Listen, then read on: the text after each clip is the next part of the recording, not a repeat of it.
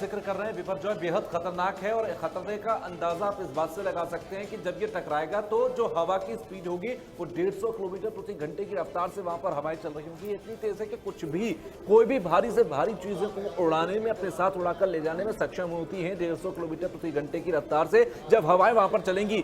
15 जून की दोपहर से लेकर शाम के बीच में अनुमानित है समय कि यह बिपरजॉय गुजरात के तट से टकराएगा और इसकी हवा उस वक्त इतनी तेज होगी कि नुकसान बहुत बड़े स्तर पर करेगा, जिसका जिक्र आप अभी कर रहे थे कि इसके एहतियात ज्यादा बड़े स्तर पर कर दिए गए हैं। इस वक्त मैं एक स्क्रीन के साथ मौजूद हूं और इस स्क्रीन पर मैं आपको वो मैप दिखाना चाहूंगा, वो अभी लाइव ट्रैकर दिखाना चाहूंगा जहां पर ये अभी बिपरजॉय मौजूद है और ये कैसे टकराएगा और किस हिस्से को मैं इंडिया के मैप पर भी आपको दिखाऊंगा कि किस हिस्से पर ये इसका बड़ा इंपैक्ट, बहुत बड़ा इंपैक्ट देगा। ये देखिए, ये जो पूरा आपको एक चक्रवात नजर आ रहा है, ये साइक्लोन नजर आ रहा है, ये है बिपरजॉय। मैं एक बार जूम आउट करके आपको दिखाता हूं, ये इंडिया के मैप को आप पहचान रहे हैं और इस अर्थ पर मैं अगर इंडिया पर ये पूरे जूम करके ले जाऊं और इस बिपरजॉय को देखूं तो ये गुजरात के तट के बेहद करीब है। ये इंडिया का वो वेस्टर्न एरिया है जहां पर ये चक्रवात इस वक्त बना हुआ है और तेजी से इधर की तरफ ये बढ़ रहा है। देखिए तेजी से ये इधर की तरफ बढ़ेगा, जैसे जैसे ये आगे बढ़ता जाएगा ये जो हिस्सा है ये गुजरात का हिस्सा है और गुजरात के तट पर जाकर जब ये इस हिस्से पर टकराएगा तब ये चक्रवात बड़े ही मैं कहता हूं बहुत बड़े इंपैक्ट गुजरात के अंदर देगा।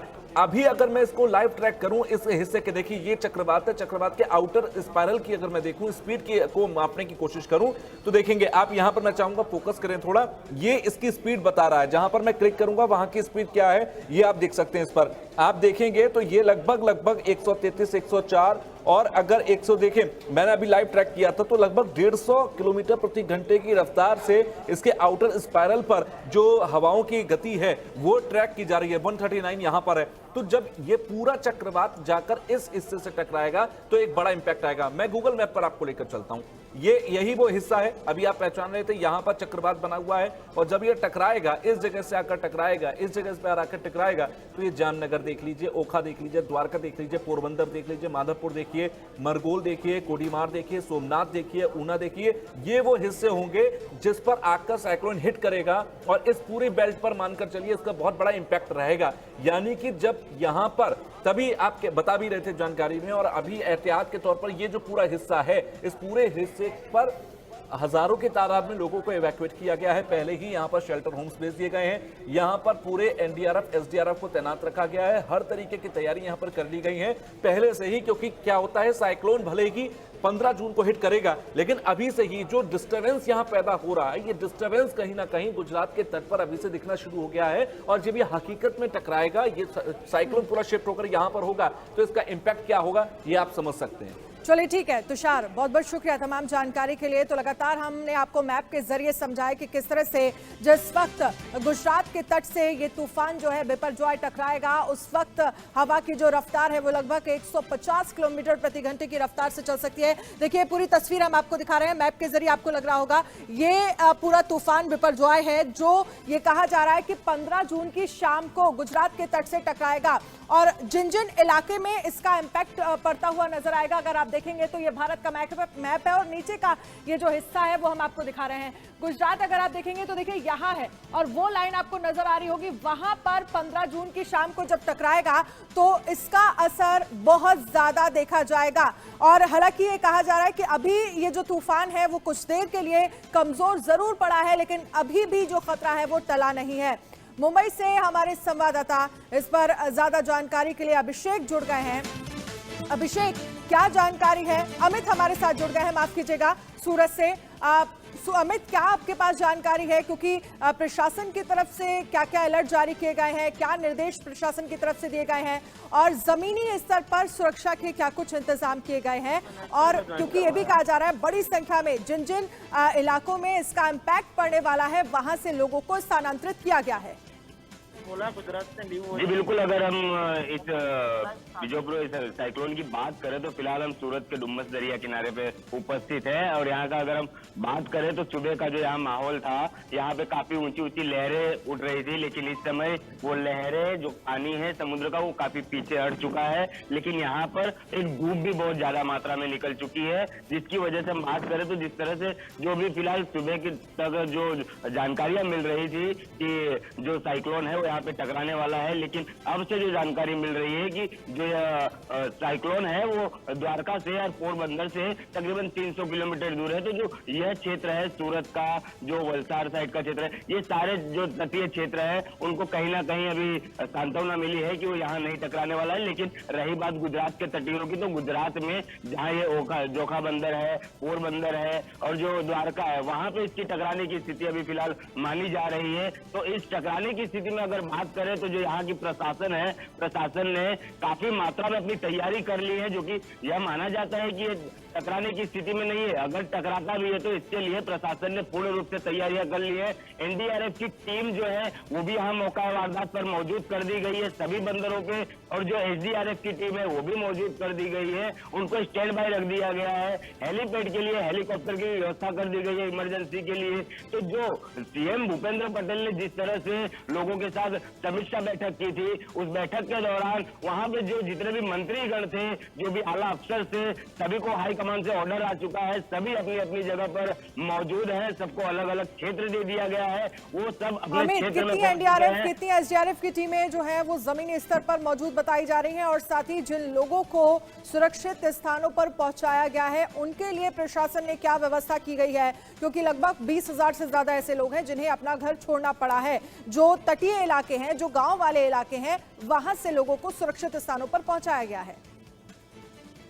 जी बिल्कुल, अगर एनडीआरएफ की टीम बात करें तो एनडीआरएफ की काफी मात्रा में जो टीमें हैं वो यहाँ उतार दी गई हैं। सूरत शहर और सूरत जिले की बात करें तो यहाँ पे तकरीबन 10 से ज्यादा एनडीआरएफ की टीम है, 6 जितनी एसडीआरएफ की टीम है, और यहाँ नजीक में हेलीपैड भी तैयार कर दिया गया है। और रही बात 20,000 लोगों का स्थान गंतव्य की, तो उनके लिए खाने से लेकर जो भोजन व्यवस्था है उन सारी चीजों की तैयारी कर दी गई है, जो कि जहाँ पर ऐसा लगता है कि किसी की तबीयत खराब है तो उनके लिए हॉस्पिटल की भी सुविधाएं कर दी गई है, उनके रहने खाने के लिए तमाम रूप से सुविधाएं कर दी गई है। और आने वाले समय में यदि उन्हें और कहीं स्थान गंतव्य करना पड़ा तो उसके लिए भी उनके लिए सारी सुविधाएं कर दी गई हैं, जो कि हर मंत्री की निगरानी में हो रहा है। सेना के जो यहाँ का प्रशासन है, पुलिस प्रशासन, उनके निगरानी में हो रहा है। तो सारी चीजें जो है ये साइक्लोन के लिए ये सारी तैयारियां प्रशासन ने पहले से पुख्तरी जो तैयारी। चलिए ठीक है अमित, आपके पास आऊंगी। अभिषेक मुंबई से हमारे साथ जुड़ गए हैं। अभिषेक, मुंबई में क्या हालात देखने को मिल रहे हैं? क्योंकि 24 घंटे का अलर्ट है,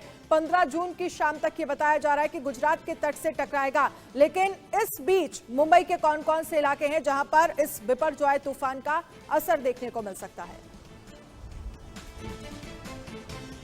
बिल्कुल, देखिए सही कहा आपने, बिल्कुल 2 दिन और बाकी हैं। 2 दिनों तक मुंबई वासियों के लिए और यूं कहें मुंबई के आसपास के इलाकों के लिए, लोगों के लिए जरूर एक मुश्किलों का सामना लगातार करना पड़ सकता है। लेकिन जैसा असर देखिए गुजरात में, उतना बहुत बड़ा असर महाराष्ट्र के तमाम हिस्सों में दिखाई नहीं पड़ा। लेकिन हाँ, अलर्ट जरूर जारी किया गया। तस्वीरों के माध्यम दिखाना चाहूंगा आपको, तस्वीरों के माध्यम से। ये तस्वीरें आप देख रहे हैं इस वक्त जुहू चौपाटी की। जुहू एक की दो देश की प्रसिद्ध चौपाटी है। चौपाटी में देखिए कितनी ऊंची ऊंची लहरें उठ रही है इस वक्त समुद्र में। समुद्र का जो अरब महासागर है, इसी अरब महासागर के जो समुद्री चक्रवात जो बन रहा है, जो साइक्लोन आ रहा है, वह जा रहा है सीधे गुजरात और पाकिस्तान के मिल रहा है, जो टकराएगा 15 जून को। लेकिन इस बीच आप देखिए कि जो लहरों के आपको तस्वीरें दिखाऊं कि कितनी ऊंची ऊंची लहरें उठ रही हैं, कितनी लगातार यहाँ पर लगातार समुद्र उफान पर है। इसका साफ संदेश जाता है कि जो हवाएं यहाँ पर 50-60 किलोमीटर प्रति घंटे की रफ्तार से चल रही हैं, अगर वो हवाएं आप समझिए कि जो गुजरात में चल रही होंगी, कितनी अधिक समुद्र में तूफान और उफान देखने को मिल रहा होगा। यह चौपाटी की तस्वीर आप देख रहे हैं इस वक्त।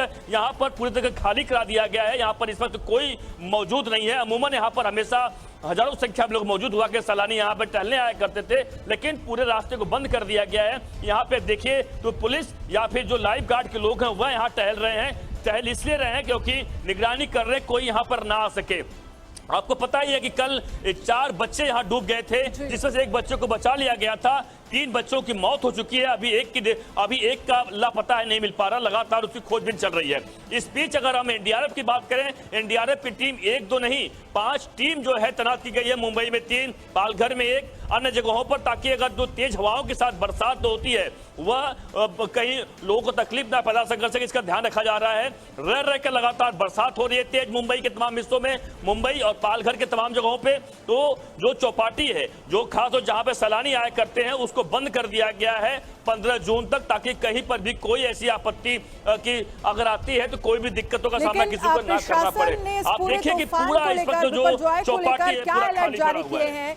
क्या निर्देश प्रशासन की तरफ से दिए गए हैं? मौसम विभाग क्या कुछ कह रहा है?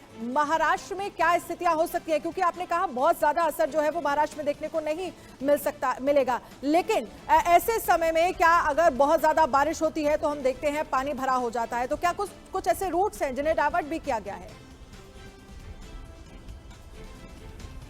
और देखिए अमूमन देखिए मुंबई में आपको पता है बरसात जब तेज हो जाती है तो कहीं ऐसे इलाके, निचले इलाके हैं, लगातार वहां पे पानी तो भरी जाता है। लेकिन पहले से चूंकि मानसून में हर साल तैयारियां की जाती हैं और ऐसी इस साल भी मानसून में तमाम जगहों पर जहां जहां पानी भर सकता है तो वहां पे एक्स्ट्रा पंप लगाए गए हैं, ताकि कहीं पर भी अगर वाटर लॉगिंग की स्थिति निर्माण होती है, पानी इकट्ठा होता है तो तत्काल प्रभाव से उसे हटाया जा सके। एहतियातन तौर पर पुलिस की तैनाती की गई है तमाम जगहों पर, जहां जहां भी अगर लोग आ सकते हैं। चौपाटी की बात करें या फिर ऐसे जगहों पर जहां पे देखिए जो खतरा है वह मुंबई के आसपास समुद्री इलाकों में ही खतरा है और जगहों पे खतरा नहीं है। मुंबई की बात करें, पालघर की बात करें, थाने की बात करें, नवी मुंबई की बात करें, रायगढ़ की बात करें, पनवेल की बात करें, ऐसे जो इलाके हैं जहां पर समुद्री इलाके आते हैं, समुद्र तटे वाले इलाके आते हैं और खतरा यहीं पर है और इन्हीं जगहों पर अधिक अलर्ट जारी किया गया है। मौसम विभाग ने साफ साफ कहा है कि 50 से 60 किलोमीटर प्रति घंटे की रफ्तार से हवाएं चल सकती हैं, बरसात हो सकती है। बरसात रुक रुक कर हुई है, थोड़ी देर पहले ही बरसात में यहाँ पे जी।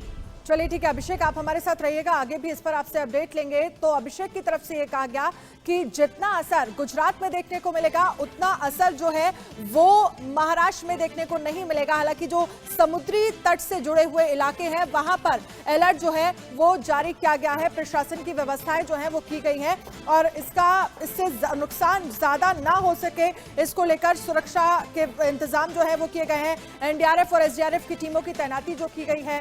लेकिन इन सब के बीच समझना यह भी जरूरी है कि आखिरकार 5 बड़े तूफान कौन कौन से हैं। आपको हम दिखा रहे हैं और समझा रहे हैं। भोला तूफान बांग्लादेश में आया था, 1970 में ये आया था और करीब 3 लाख लोगों की जान जो है वो इस तूफान के आने से चली गई थी। अब बात करेंगे कटरीना तूफान की। ये अमेरिका में आया था, 2005 में ये तूफान जो है आया था और $63 बिलियन का नुकसान जो है वो इस तूफान के आने से हुआ था। अब बात तीसरे नंबर का तूफान, ये हम अब तक के 5 बड़े तूफानों के बारे में आपको बता रहे हैं। अब बात नरगिस तूफान की, म्यांमार में ये आया था, 2008 में ये तूफान आया था और 1,38,000 लोगों की जान इस तूफान की वजह से चली गई थी। इतना बड़ा नुकसान जान माल का हुआ था म्यांमार को। अब बात करेंगे गोरकी तूफान जो कि बांग्लादेश में आया था, 1991 में यह तूफान आया था और लगभग 1 लाख से ज्यादा लोगों की जान जो है वो इस तूफान से चली गई थी। लेकिन ये वो बड़े तूफान हैं जिनका सामना अब तक तमाम बड़े देश जो हैं वो कर चुके हैं। अब बात आंध्र प्रदेश तूफान की करें जिसका सामना भारत ने किया था 1977 में, 14,000 लोगों की जान चली गई थी। तो 5 बड़े तूफान के बारे में हमने आपको बताया और कैसे कैसे इन तूफानों ने दुनिया भर को नुकसान पहुंचाया। बात अब एक बार हम फिर से बिपरजॉय को लेकर करेंगे कि कैसे बिपरजॉय को लेकर अलर्ट जो है वो जारी किया गया है और इसके साथ ही सबसे ज्यादा जो अलर्ट है वो गुजरात को लेकर है और साथ ही 20,000 से ज्यादा लोग हैं जिन्हें स्थानांतरित किया गया है, उनके लिए व्यवस्थाएं की गई हैं।